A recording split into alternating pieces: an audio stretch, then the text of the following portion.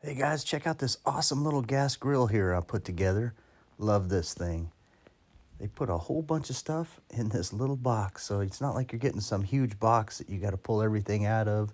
It's a small box, but they've done a great job of putting everything efficiently into that box, and so it's really surprising on all of the stuff you can get out of such a small box.